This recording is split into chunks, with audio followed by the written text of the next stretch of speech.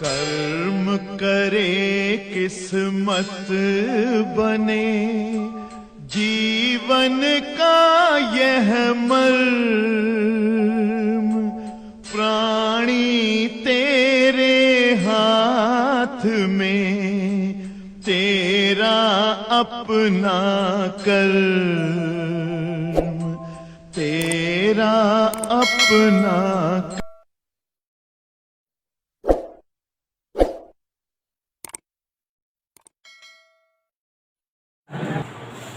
प्यारे बच्चों, हम लोग पढ़ रहे थे, जैसा कि जो है आप सभी लोग जान रहे हो, हमने आपको एक्सप्लेन किया कूलाम का नियम। सबसे पहला लॉजिक आपको ये बताया कि जो चच्चू कुलमुआ थे, कूलाम साहब थे, उन्होंने दो आवेशों के बीच लगने वाले वैद्युत आकर्षण बल या वैद्युत प्रतिकर्षण बल के लिए नियम दिया।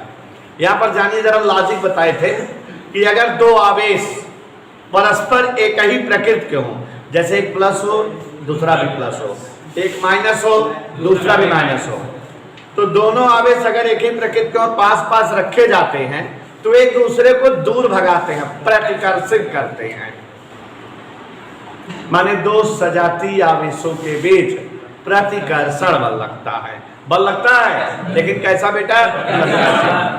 ऐसे ही अगर दो आवेश विजातीय प्रकृति के हों, एक प्लस हो और एक हुआ माइनस, तो दोनों एक दूसरे को अपनी ओर आकर्षित करते हैं, खींचते हैं, माने तब भी दोनों आवेशों के बीच बल लगता है। और दो आवेशों के बीच तब जो बल लगता है उस बल को हम वैद्युत आकर्षण बल कहते हैं। और बच्चों, हमने कूलाम का नियम इसके पहले सैटरडे की क्लास में आपको सिखाया था, तो पूरा लॉजिकल वे में बताया था कि कभी भूले ना। पहली बात तो ये बताए थे कि कूलाम का नियम दो आवेशों के बीच लगने वाले वैद्युत बल के लिए दिया गया है। अब वो वैद्युत बल आकर्षण भी हो सकता है और वैद्युत बल इधर क्लियर। और बताए कि दो आवेशों के बीच लगने वाले वैद्युत बल या आकर्षण बल के लिए जो कूलाम का नियम दिया गया, इसकी तीन खासियत ध्यान रखो। पहली चीज तो यह जो है नियम दो बिंदु आवेश जो कि स्थिर हो और निर्वात में हो, उनके बीच के वैद्युत बल को प्रकट करता है। मतलब कूलाम का नियम अगर हमें पढ़ना है तो कूलाम का नियम जो है अगर हमको पढ़ना है तो दिमाग में रहे कि दो क्या चीज स्थिर भी हो जो चल फिरना रहे और बिंदु आवेश हो, छोटे आवेश हो, एकदम बिंदु साइज के हो, के बीच जो वैद्युत बल लगता हो उसके लिए है। लेकिन एक खास बात कि दोनों आवेश कहां पर स्थित होने चाहिए? वायु या निर्वात। तो देखो जरा, पूरा बात हो गई वायु या निर्वात में स्थित। गौर फरमाइएगा, गौर से।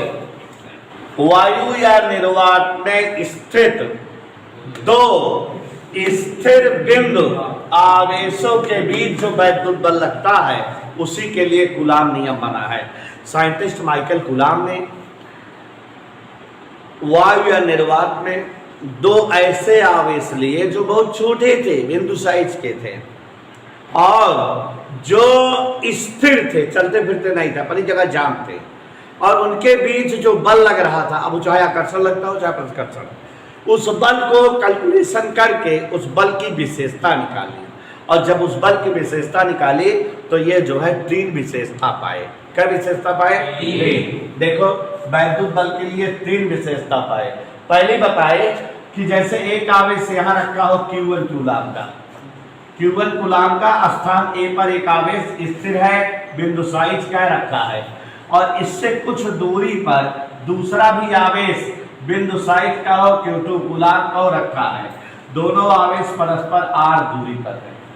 दोनों आवेश कितनी दूरी पर है? तो वायु या निर्वात में स्थित दो स्थिर बिंदु आवेश, देखो वायु या निर्वात है, दो स्थिर भी हैं और बिंदु साइज के आवेश है, इनके बीच जो वैद्युत बल होता है कई बातें दिखाता थे। इस वैद्युत बल की वैल्यू दोनों आवेशों के गुणनफल के समानुपाती होती है। मानेगा दोनों आवेश का गुणा करें और गुणनफल कम रहे तो दोनों के बीच का बल भी कम रहेगा, और अगर दोनों आवेश का गुणा करें गुणनफल ज्यादा रहे तो इस बल की ताकत भी ज्यादा रहेगी। तो ये दोनों आवेशों के बीच लगने वाला वैद्युत बल आवेशों के गुणनफल के समानुपाती और इनके मध्य की दूरी के वर्ग के, और इस बल की दिशा दोनों आवेशों को जोड़ने वाली रेखा की दिशा में। तो ये तीन बातें हैं, पहला ये, दूसरा ये और तीसरा दिशा। दिशा जो है आवेशों को मिलाने वाली रेखा की दिशा में होती है। ये इतना पूरा बोलोगे बेटा तो कूलाम का नियम होगा, और कूलाम का नियम बहुत इंपॉर्टेंट है, एग्जाम में अक्सर पूछा जाता है। तो अब याद हो गया कूलाम का नियम। पहली बात किसके लिए है? वैद्युत बल के लिए है। कैसे वैद्युत बल के लिए है? जो दो आवेशों के बीच लगता हो। कैसे आवेश हैं? स्थिर हैं, बिंदु आवेश है, कहाँ रखे हैं? पूरा मिला दो, मिला घोट दो। वायु या निर्वात में स्थिर किन्हीं दो स्थिर बिंदु आवेशों के बीच लगने वाला वैद्युत बल उन आवेशों के आवेशी परिमाण के गुणनफल के समानुपाती और मध्य की दूरी के वर्ग के, और इस बल की दिशा दोनों आवेश को मिलाने वाली रेखा के अंश होती है। Is that okay? यदि एक बिंदु आवेश Q1 दूसर का बिंदु आवेश Q2 और दूरी पर धरे हो तो इनके बीच लगने वाला वैद्युत बल यह proportional Q1 Q2 proportional 1/r square इकट्ठा कर यह प्रोपोर्शनल Q1 Q2 बटे जैसा कि आपको पूर्व ज्ञात है फिजिक्स में जब समानुपाती चिन्ह हटाना होता है तो बराबर और कोई एक नियतांक लगाना होता है। तो यहाँ बच्चों चाचा गुलाब बहुत सारा प्रैक्टिकल करे और बहुत सारा प्रयोग करके यहाँ एक स्टाइलिश नियतांक प्रयोग किया इन्होंने। बड़ा बीहड़, अभी तक ऐसा कभी नियतांक आपने देखा भी नहीं था। तो इन्होंने इतना बड़ा नियतांक ठोका, ये इतना ठोक दिया, ये इतना बड़ा मलाईदार। तो 1/4πε0 यहाँ समानुपाती चिन्ह हटाए बराबर और नियतांक बाकी इसे उतार दे। तो ये इस तरह से कूलाम के नियम का सूत्र आ गया। प्यारे साथियों, जैसा कि आप सभी जानते हैं, तो यहाँ ध्यान दीजिएगा। अब तो समझ गए, हमारे साथ जवाब लड़ाओ। वायु या निर्वात में स्थिर किन्हीं दो स्थिर बिंदु आवेशों के बीच लगने वाला वैद्युत बल उन आवेशों के आवेशी परिमाण के गुणनफल के समानुपाती और मध्य की दूरी के वर्ग के और इस बल की दिशा दोनों आवेशों को मिलाने वाली रेखा के। यदि एक आवेश Q1 और दूसरा का Q2 और दूरी पर रखे हों तो यह पर समानुपाते Q1 Q2 यह पर समानुपाते 1/r²। इकट्ठी करो, यह समानुपाते Q1 Q2 बटे और यहाँ समानुपाती चिन्ह हटाओ, बराबर और नियतांक 1/4πε0 लाओ। और प्यारे बच्चों, फिजिक्स में कैलकुलेशन किया किसने? चाचा कूलाम ने, और इस नियतांक का झटके में मान पाया 9 बड़ा भौकाली मान पाया। और यहाँ ये जो ε0 है इसको इन्होंने कहा निर्वात की वैद्युतशीलता। क्या कहा? अब हम लोग चर्चा करेंगे वैद्युतशीलता की। गौर फरमाइएगा आप लोग, बड़े मजेदार बातें बताऊंगा मैं अभी। तो यहाँ देखिए जरा, निर्वात को बोलेगा यहाँ निर्वात की वैद्युतशीलता, प्यारे बच्चों वैसे देखते रहो, एप्सिलॉन नॉट से लिखी जाती है। मैं आपके सामने इस जो है बला का मान निकालूंगा, मात्रक खोजूंगा, विमीय सूत्र निकालूंगा, उड़ा दूंगा इसको। देखिए, कोई भी आवेश जब वायु या निर्वात में रखा जावे है तो वायु या निर्वात में उस आवेश का जो आवेशी प्रभाव, आवेशी ताकत होती है, उसे ही हम जो है निर्वात की वैद्युतशीलता कहते हैं। ठीक है ना? तो यहाँ देखो जरा, सभी लोग समझो बेटा, मैं बता दूंगा। वायु या निर्वात में, गौर फरमाइएगा, निर्वात में स्थित आवेश का आवेशीय प्रभाव, माने उसकी आवेशी ताकत जो भी हो, उसे ही क्या कहते हैं? निर्वात की। समझ रहा है कि नहीं? अच्छा ये बताओ, कूलाम का नियम आपने पढ़ा अभी? अच्छा, कूलाम के नियम से आपने क्या सीखा? कूलाम के नियम से आपने सीखा कि किन्हीं दो आवेशों के बीच लगने वाला वैद्युत बल या बराबर 1/4 pi epsilon not Q1 Q2/r²। यही तो सीखा।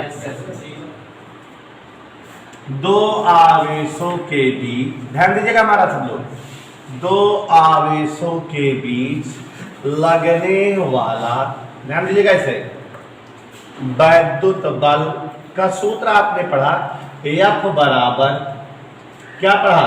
1/4 पाई,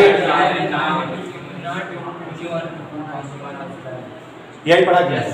पढ़ा पक्का। और हमने आपको बताया कि प्रयोगों के आधार पे कूलाम ने इस कांस्टेंट की वैल्यू भी निकाली। क्या वैल्यू निकाली? Q1 Q2 बटे। मजा आया? मजा आया? तो अब देखो जरा एक बार, पहला वाला लेके चले। यहाँ गौर से देखो, F बराबर 1/4 pi epsilon not Q1 Q2 बटे। आए कि ना? देखा था? हाँ, कौन दिक्कत? पीछा गुड़ा करो, इधर एप्सिलॉन नहीं ले आई तो या फिर ढकेल दी, काय कहीं लावत है, काय की बारे में का बात करेगा।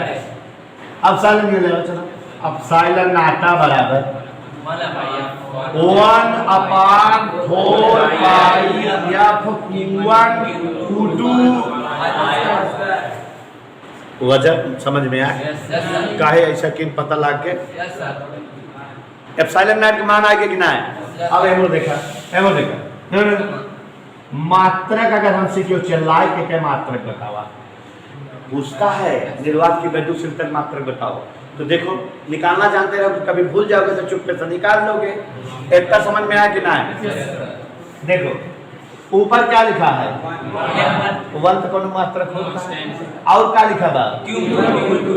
Q1 बने आवेश, आवेश मतलब कूलाम, कूलाम का दान बा कूलाम स्क्वायर। मजा है?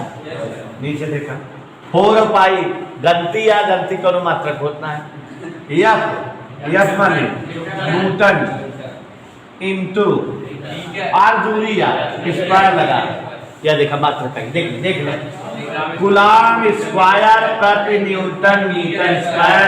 एप्सिलॉन नॉट का मात्रक आ गया। क्या आ गया एप्सिलॉन नॉट का? देखे नहीं रहे हो तुम लोग?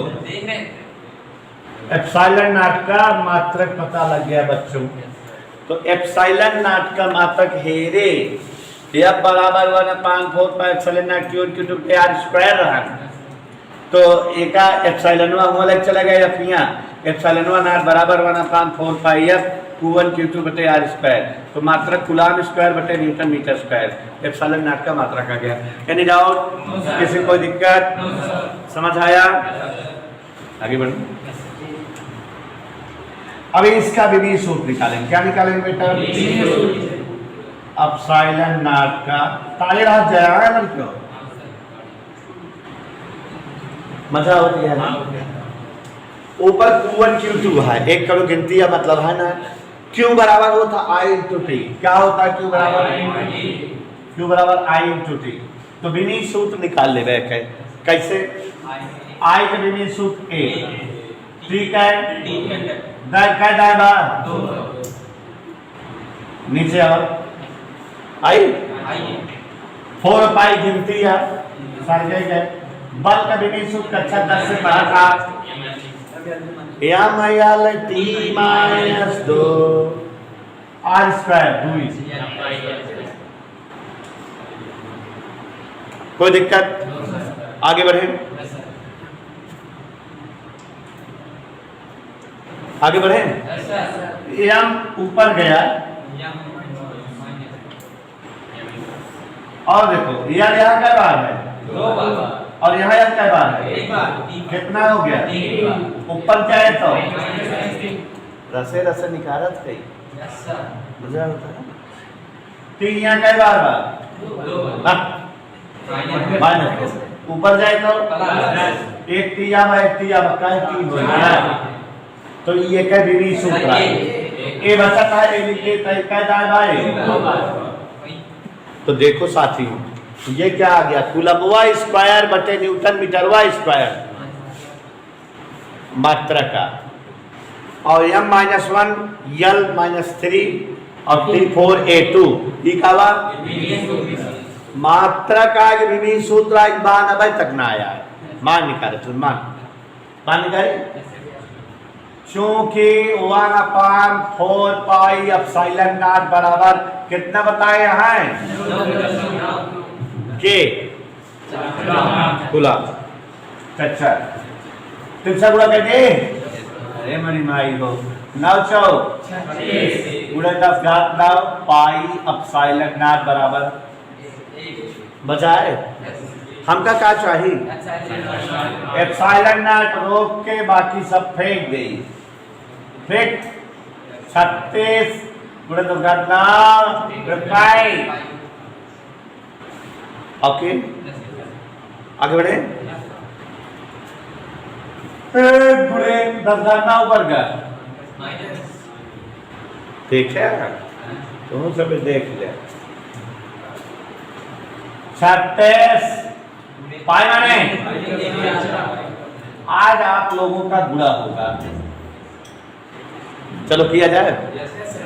36 के 314 पहाड़ा पढ़ी कि 314 पहाड़ा 36 पढ़ी, जे मैं कहा पढ़ दी, आई एम फ्री जेका काका 314 पढ़ दी, कहा 36 के 314 पढ़ ले, ये हम जान रहे हैं कल चुनाव जान रहे हैं, चला जा 314 1884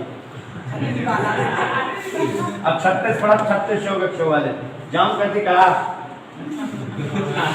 314 1884 1884 4 हासिला 188 314 942 900 8 2 10 8 4 12 13 9 10 11 मार संख्या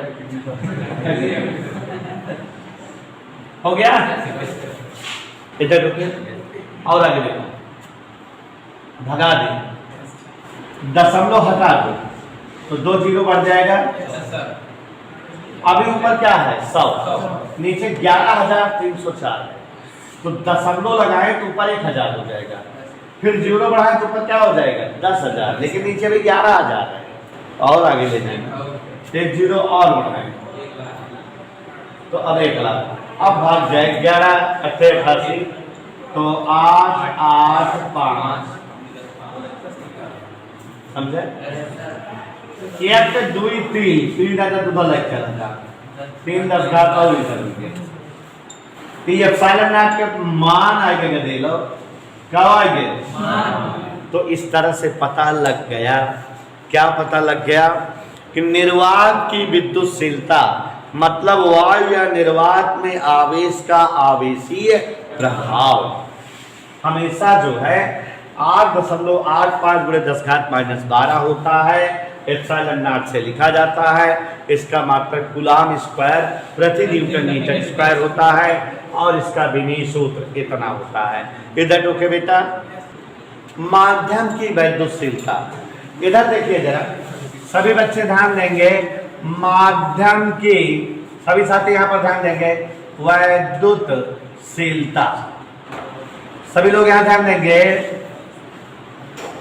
माध्यम की वैद्युतशीलता। प्यारे बच्चों, वायु या निर्वात में किसी आवेश का आवेशी प्रभाव निर्वात या वायु की वैद्युतशीलता कहलाती है। वैसे ही अगर कोई वायु या निर्वात के बजाय माध्यम है, जल हो, कांच हो, तेल हो, है, तो किसी माध्यम में आवेश का आवेशी प्रभाव माध्यम की वैद्युतशीलता कहलाती है। एप्सिलॉन से प्रकट की जाती है। किससे प्रकट की जाती है? ध्यान से सुनिएगा, काम की चीजें हैं।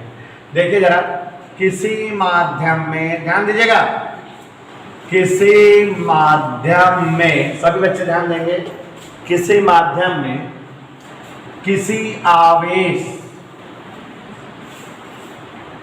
का आवेशीय प्रभाव माध्यम के वैद्युतशीलता कहलाती है।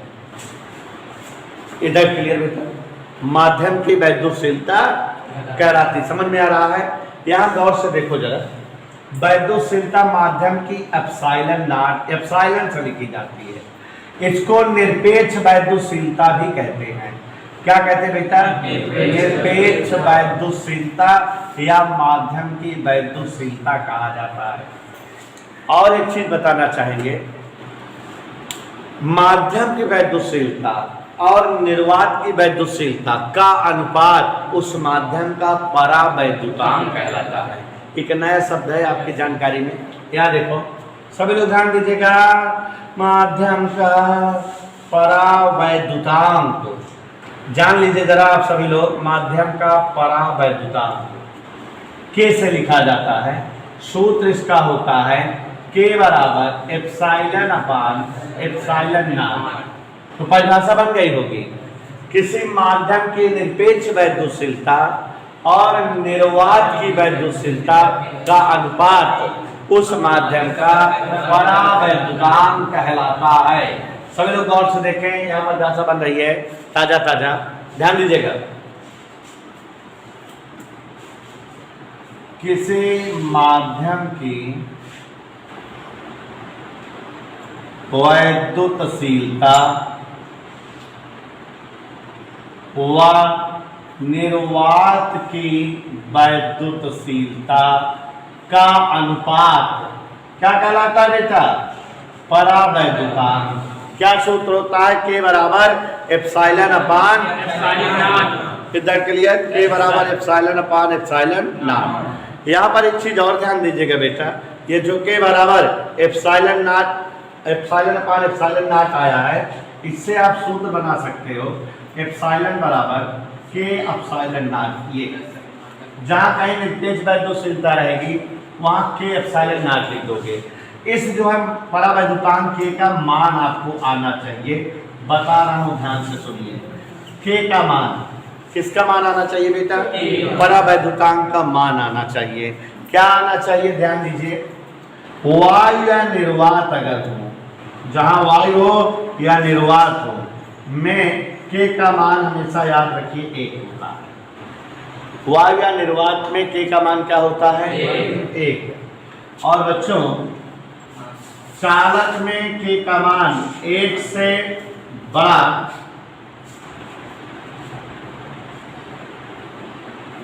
और अनंत से छोटा, 1 से ज्यादा अनंत से कम होता है। और कुछ आलोकों में किसमें बेटा के का मान अनंत होता है। याद रहेगा बच्चों। तो वैद्युतशीलता का ये मान आपको याद रहे, निर्वात या वायु के लिए के का मान 1 है, चालक और अचालक में के का मान अनंत और अनंत से कम और अनंत से बराबर है। तो इस तरह से हमारा ये परावैद्युतांक की वैल्यू हुई, परावैद्युतांक का मान हुआ। इज दैट क्लियर बेटा? अब बच्चों यहाँ ध्यान से देखिए जरा और समझने का प्रयास करिए। अगर दो आवेश वायु या निर्वात में रखे रहते हैं, यहाँ ध्यान दीजिए, वायु या निर्वात में स्थित दो आवेशों के लिए, याद करो अभी अभी आपने पढ़ा था कि वायु या निर्वात में अगर कोई दो आवेश रखे हों तो उनके लिए वैद्युत बल का सूत्र F नॉट बराबर 1/4 pi epsilon not Q1 Q2 बते क्या आया था? यही है सर। लेकिन अगर आप वायु या निर्वात ना हो, कहीं कोई माध्यम हो और उस माध्यम में आवेश रखा हो, ठीक है ना, तो माध्यम में स्थित आवेशों हेतु, माध्यम में अगर दो आवेश रखे हैं तो उनके लिए वैद्युत बल का सूत्र F बराबर 1/4 पाई एप्सिलॉन नॉट के बजाय एप्सिलॉन लिखोगे, लिखोगे कि ना है का एप्सिलॉन लिखोगे बेटा, माध्यम की वैद्युत लिखा जाए अब, और ये Q1 Q2 बटे R²। लेकिन अब भाई बताए तो का सबका एप्सिलॉन बराबर क्या होता रख दी, तो F बराबर 1/4 पाई के epsilon not Q1 Q2 F बराबर 1/4 pi epsilon not Q1 Q2 बटे R²। तो दिक्कत समझ आए? यहाँ ध्यान दो, F बराबर 1/K, ये पूरी वैल्यू किसकी है, F नॉट की, वाल में बल की, तो F बराबर आ गया F नॉट बटे K। इसका मतलब ये हुआ कि हमारा F जो है इनवर्सली प्रोपोर्शनल टू K। मतलब अगर दो आवेश वायु या निर्वात में हैं तो उनके बीच वैद्युत बल का मान अधिक होए, लेकिन अगर दोनों आवेश का कोनो माध्यम में रख दे गया तो माध्यम के परावैद्युतांक के व्युत्क्रमानुपाती हो तो बल, माने बल के मान घट जाए। तो जब दो आवेश वायु या निर्वात के बजाय किसी माध्यम में रख दिए जाते हैं तो उन आवेशों के बीच लगने वाला वैद्युत बल घट जाता है। यहाँ दो बातें समझ में आई। क्या बातें समझ में आई? इस सूत्र से पहली ये समझ में आई कि दो आवेशों के बीच लगने वाला वैद्युत बल माध्यम पर डिपेंड करता है। समझ में आई नहीं? माध्यम बदलने पर वैद्युत बल का मान बदल जाएगा। ये बात क्लियर हुई?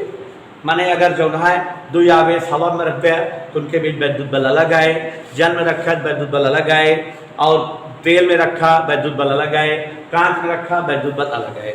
मतलब दो आवेशों के बीच लगने वाला वैद्युत बल माध्यम पर निर्भर करता है और माध्यम के परावैद्युतांक के व्युत्क्रमानुपाती होता है। मतलब माध्यम के परावैद्युतांक के मान के आधार पे वैद्युत बल घटता जाता है।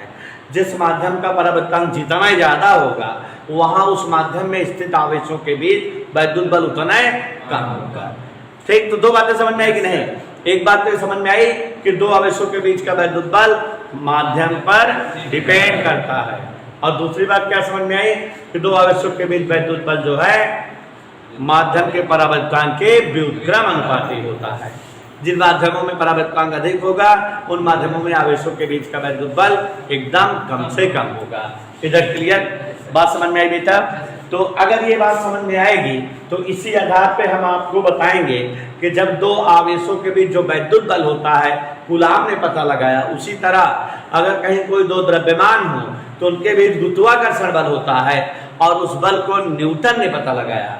तो द्रव्यमानों के बीच लगने वाले गुरुत्वाकर्षण बल और आवेशों के बीच लगने वाले वैद्युत बल की तुलना की जाती है। माने इन दोनों बलों में समानताएं हैं और इन दोनों बलों में विपरीत बातें हैं। तो क्या क्या है ये हम लोगों को चर्चा करने दी जाती है कि दो आवेशों के बीच लगने वाले वैद्युत बल और दो द्रव्यमानों के बीच लगने वाले गुरुत्वाकर्षण बल में तुलना करिए, क्या क्या दोनों में समानताएं हैं और क्या क्या दोनों में विरोधी बातें हैं।